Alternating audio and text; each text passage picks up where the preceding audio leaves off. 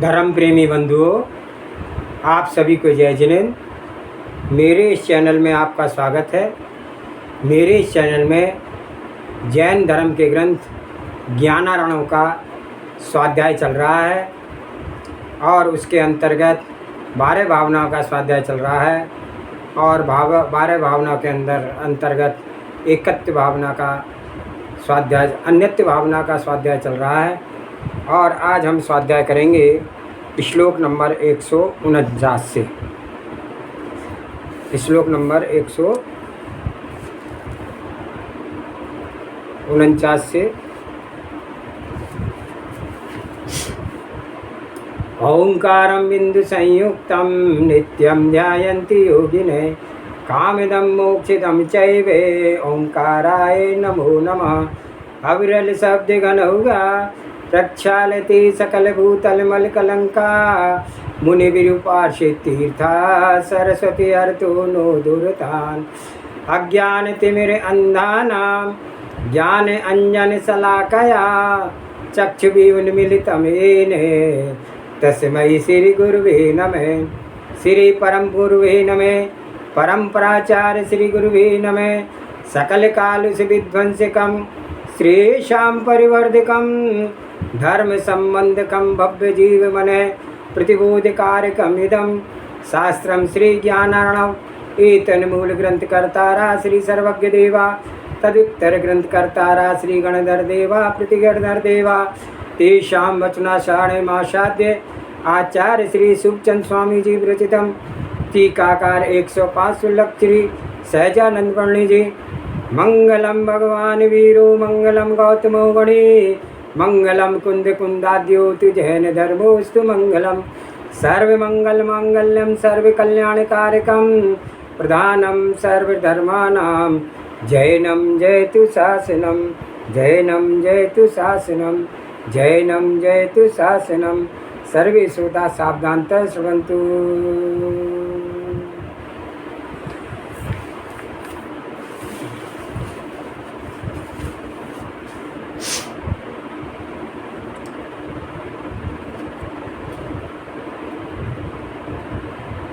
श्लोक नंबर 150। अन्यत्वमेव देने शाद्वभ्रंसे तत्र देयिने तत्रैक्यं बन्धुभिः सार्थ बहिरंग कुतस्तनम।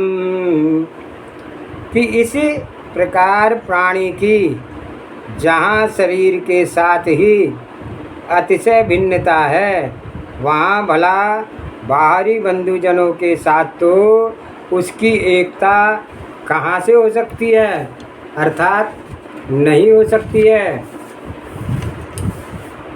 पर पदार्थ से आत्मा के ऐक्य का त्रिकाल अभाव। तो जब इस प्राणी की इस देह से अन्यत्व भिन्नता है तो बाहिरंग जो बंधुजन परिजन हैं उनमें एकता कैसे हो सकती है। ये बंधुजन तो प्रत्यक्ष भिन्न दिखाई देते हैं, एक क्षेत्र में भी नहीं है। ये तो अन्यत्र भिन्न भिन्न परिजनों के साथ साथ इस देह का एकत्व कैसे हो सकता है।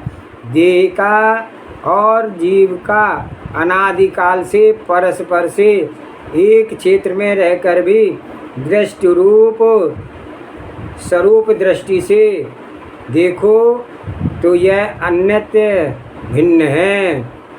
देह है परमाणुओं से रचा हुआ अर्थात अनेक पदार्थों का पुंज और जीव है एक अपने अखंड स्वरूप वाला। तो इस चेतन का ना इन बाह्य पदार्थों से तो संबंध ही या क्या होगा। जब एक क्षेत्र में रहने वाले इस स्वरूप निकटीय पदार्थों से ही अन्यत्व भिन्नता है तो देह से आने से अपने आप का भेद विज्ञान जगह तो अन्य जीवों से अन्य पदार्थों से भेद विज्ञान का स्वयं सिद्ध हो जाता है। श्लोक नंबर 151।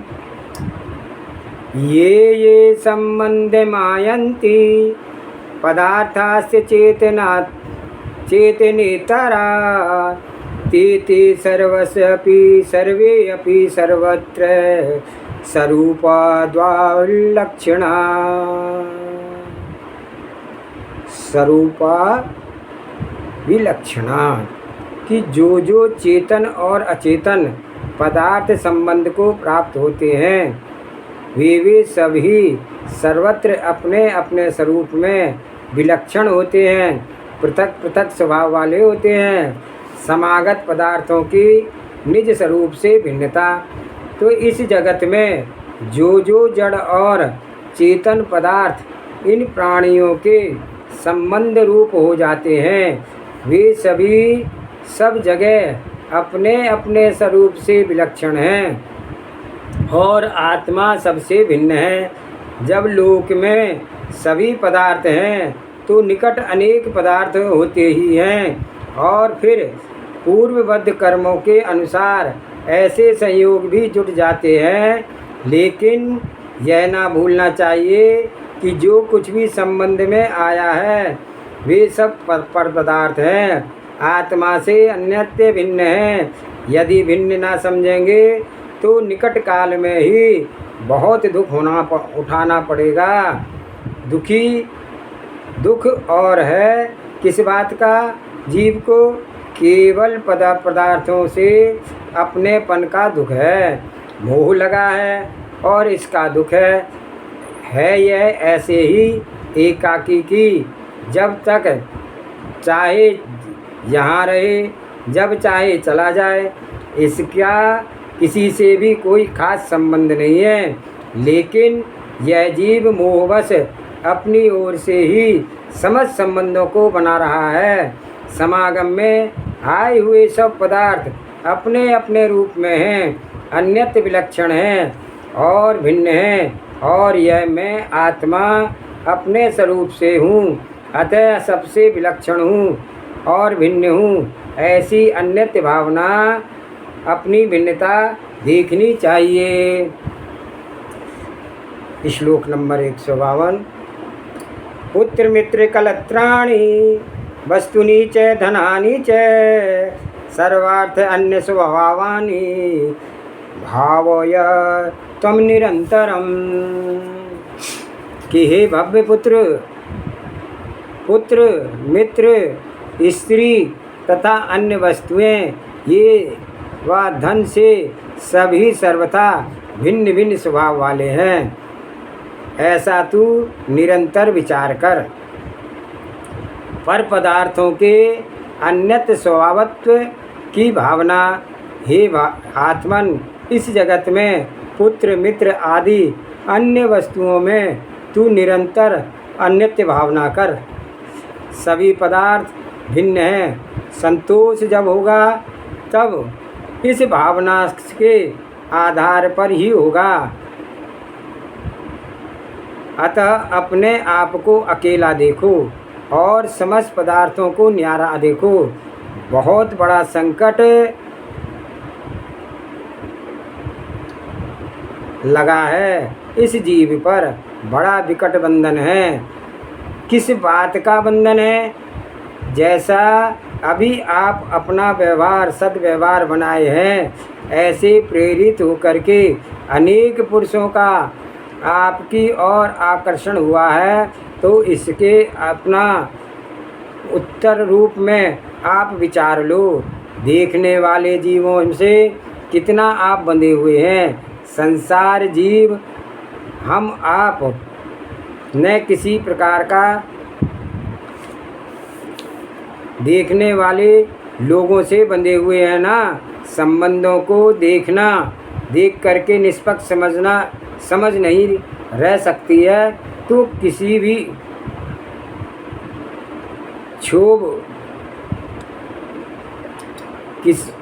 किसी ना किसी प्रकार से क्षोभ करता है। तो यह राग आदि भाव करे, जानन रूप भाव करे, कुछ ना कुछ इसमें क्षोभ ही हो ही जाता है। तो जिस किसी को भी देख करके और उसमें भी परिजन को देख करके वे परिजन भी क्या हैं? स्वप्न जैसा परिचय है। मिट गए बबूले का क्या परिचय है? ऊपर से गिरे हुए जल में बबूला बन गया तो वह कितनी देर तक ठहरता है? ऐसे ही यहाँ जो कुछ आकार दिख रहा है कितनी देर का ठहरना है और इसमें सार क्या है? श्लोक नंबर 153। अन्य कश्चित् भवेत् पुत्र पितान्य कोऽपि जायते अन्य केचन चित्सार्थ कलत्रेणानुरंजते। इस संसार में अन्य कोई पुत्र होता है, अन्य कोई पिता होता है तथा अन्य किसी स्त्री के साथ अनुराग होता है। अभिप्राय यह है कि भिन्न भिन्न प्राणियों से मध्य में जो पिता पुत्र एवं स्त्री आदि का संबंध होता है वह नियत नहीं है। जो इस जन्म में पिता पुत्र आदि है वे जन्मांतर में भी उसी प्रकार से पिता पुत्र आदि के संबंध को प्राप्त हों, यह प्राय असंभव ही है। संबंधों की अन्यता। इस जगत में कोई अन्य जीव ही पुत्र होता है और कोई अन्य ही पिता होता है। किसी अन्य जीव के ही साथ स्त्री संबंध होता है। तो यह इस प्रकार देखो, सारे संबंध भिन्न भिन्न जीवों से होते हैं। एक ही जीव खुद का पुत्र बन गया, खुद का पिता बन गया, खुद की स्त्री बन जाए, ऐसा तो नहीं है। जितने भी संबंध हैं वे भिन्न भिन्न जीवों से होते हैं। अभिन्न से संबंध हो ही नहीं सकता। संबंध मानने का अर्थ यह है कि ये भिन्न भिन्न है। संबंध मानकर शिक्षा तो यह लेनी चाहिए कि ये भिन्न भिन्न है, पर स्नेह से यह ग्रहण कर लिया गया है कि ये मेरे ही है। ज्ञानी जीव अतः का अद्भुत अंतः प्रभाव होता है। नरक गति में पहुंचा हुआ जीव कितने विकट उपसर्गों को सहन करता है, मार पीट सहता है और दूसरों को भी मारता पीटता है, तो इतने पर भी वह अंतरंग में समदृष्टि नार की है, तो श्रद्धा में इन बाह्य क्रियाओं से विपरीत है। कितने दुख भोग करके भी श्रद्धा में उसके प्रति लगाव नहीं समाया है। श्लोक नंबर 154। स्वे स्वे रूप प्रतिक्रम्य पृथक पृथक व्यवस्थिता सर्वे अपि सर्वार्था मूढ़ भावास्त्रिलोक्य वर्तिना। कि हे मूढ़, तीनों लोकों के भीतर जितने भी पदार्थ हैं वे सभी अपने अपने स्वरूप को छोड़ करके सर्वथा भिन्न भिन्न रूप से अवस्थित होते हैं, भिन्न भिन्न अवस्थाओं को प्राप्त होते हैं। समस्त पदार्थों की आत्मस्वरूपता से पृथकता। तो इसे अन्यत्य भावना से अंतिम प्रसंग में यह उपदेश दे रहे हैं कि आचार्य देव हैं कि हे विमोही पुरुष, तीनों लोकवर्ती समस्त बाह्य पदार्थ तेरे स्वरूप से भिन्न और सर्वथा पृथक पृथक ही ठहरे हुए हैं। तू उनसे अपना एकत्व मत मान। जो कुछ भी पदार्थ हैं ये इसी कारण है कि अब तक ये अपने रूप में तो तन में रहे किंतु किसी भी पर के स्वरूप को ग्रहण नहीं कर सके। इसी से इतने पदार्थों का अस्तित्व है।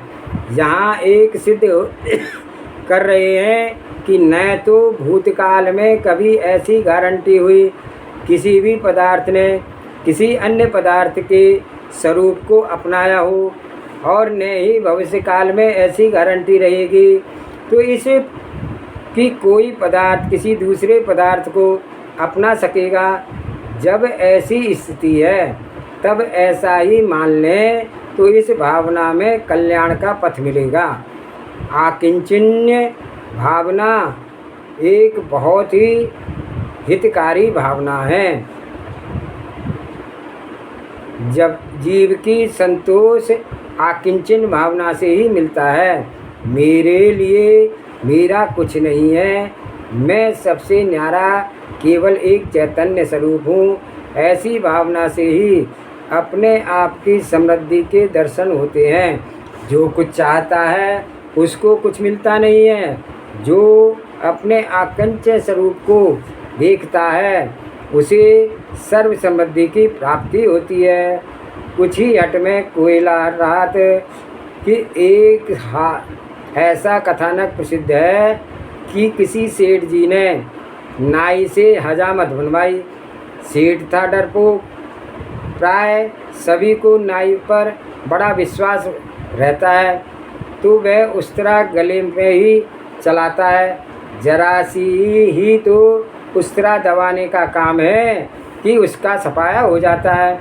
लेकिन प्राय सभी को नाई से पर बड़ा विश्वास रहता है, किंतु इस प्रसंग में वह सेठ डरा कि कहीं यह नाई हजामत बनाते हुए गले में उस तरह ना मार दे। तो नाई से वह सेठ कहता है, देखो अच्छी तरह हजामत बनाना, हम तुम्हें कुछ देंगे। तो नाई ने समझा कि सेठ जी धनी आदमी है, कोई अच्छी चीज़ खुश होकर के निशानी रूप दे देंगे। तो उस नाई ने अच्छी तरह से हजामत बना दी। बाद में सेठ 4 आने पैसे निकाल करके देने लगा। नाई बोला, हम ये पैसा ना लेंगे, हम तो कुछ लेंगे। फिर सेठ 8 आने देने लगा, रुपया देने लगा, असर भी देने लगा, पर वह कुछ की जिद पर ही अड़ गया। तो हम तो कुछ लेंगे। सेठ जी परेशान होकर के कहता है, अच्छा उस आले में वह दूध का गिलास रखा है, ले आओ दूध पी लें, फिर तुम्हें कुछ देंगे। नाई जल्दी से पहुंचा, गिलास उठा लाया और गिलास में भरे हुए दूध को देखा कि कोई चीज़ पड़ी हुई है, तो झट बोला,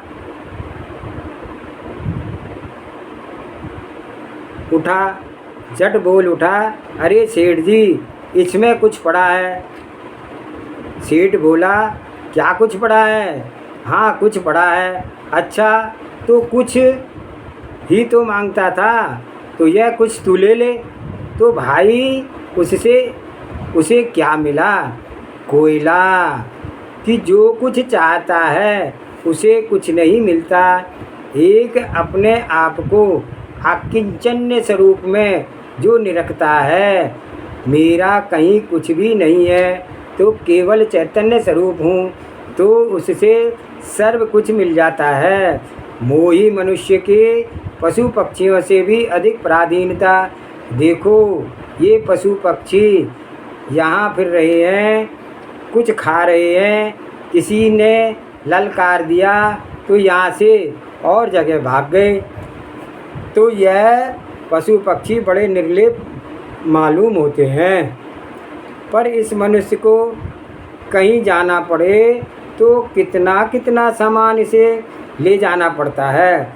मुश्किल से क्षेत्र छोड़ता है, कितनी कठिनाई होती है क्षेत्र छोड़ने की में। तो यह तो केवल ऊपरी उदाहरण कह रहे हैं कि वे पशु पक्षी तो मनुष्य से भी निम्न हैं, अज्ञानी हैं। लेकिन बाहरी बातें तो देखो, जरा सी आहट हुई कि फुर करके उड़ गए। तो उन पशु पक्षियों में तो कोई बंधन की बात नहीं दिखती है, लेकिन हम आप मनुष्य ऐसे बंधनवत हो जाते हैं कि सब कुछ मुश्किल पड़ जाता है। जाना, रहना, उठना, बैठना, ये सब मुश्किल हो जाते हैं। जब चित्त में कसाय भाव भरा है तो यह कहाँ जाएगा, क्या करेगा? ज्ञान ही एक ऐसी प्रकट औषधि है जिससे चिंता, शोक आदि समस्त रोग दूर हो जाते हैं। हे आत्मन, तू इन समस्त पदार्थों से अपने को भिन्न मानकर उसमें अपना एकत्व मत समझ। आज का क्वेश्चन करते हैं।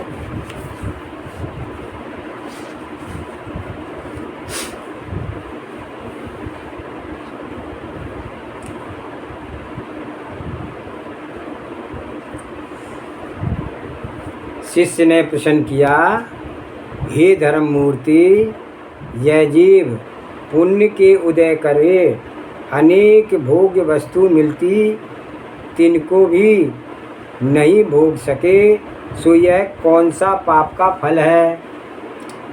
क्या क्वेश्चन किया, किस जीव को पुण्य के उदय से अनेक वस्तुएं मिलती हैं लेकिन वह उनको भी नहीं भोग पाता है, यह कौन से पाप का फल है।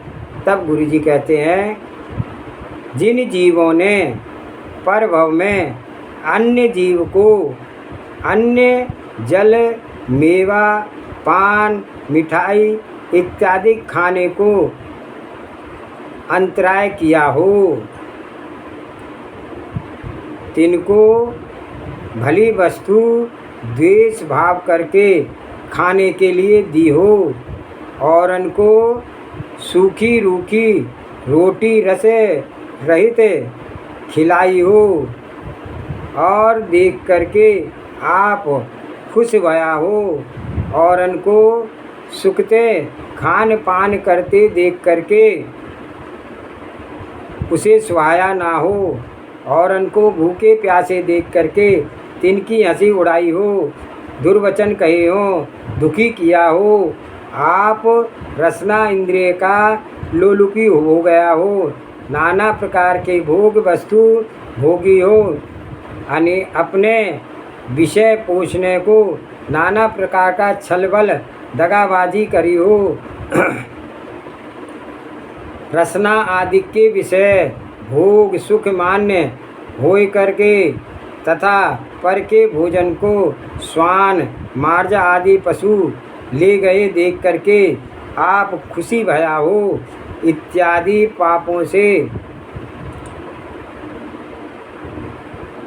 ते क्षति वस्तु भोग में नहीं आवे और कदाचित लोभ का मार्या दुग्ध आदि भली वस्तु खाए के तो रोग वैद्य दुखी किया हो, ताते अन्यत्र कर्म के उदय भली वस्तु नहीं पावे हो। इस पापों के इस प्रकार के पापों के कारण से जो व्यक्ति है जीव है वह सब कुछ होने के बाद भी उसको भोग नहीं सकता है। हम देखते हैं कि बहुत धनाढ्य घर में किसी का जन्म हो गया पर उसके हाथ पैर काम नहीं कर रहे हैं, उसको खाना नहीं पचता है, उसको ऐसी बीमारी लग गई है कि सब कुछ होते हुए कुछ भोग नहीं सकता है। वो सब पूर्व के इन्हीं पापों के कारण से होता है। जावानी के ज्ञान से सूझे लोकालोक, सोवानी मस्तक नमो सदा देत हूँ दो। हे जिनवाणी भारती तुए जपो दिन रैन, जो तेरी शरणा गए सो पावे सुख चैन। देव वजो अरिहंत को गुरु सेवा निर्गन, दया धर्म पालो सदा यही मोक्ष का पंथ। 9 बार नमोकार मंत्र।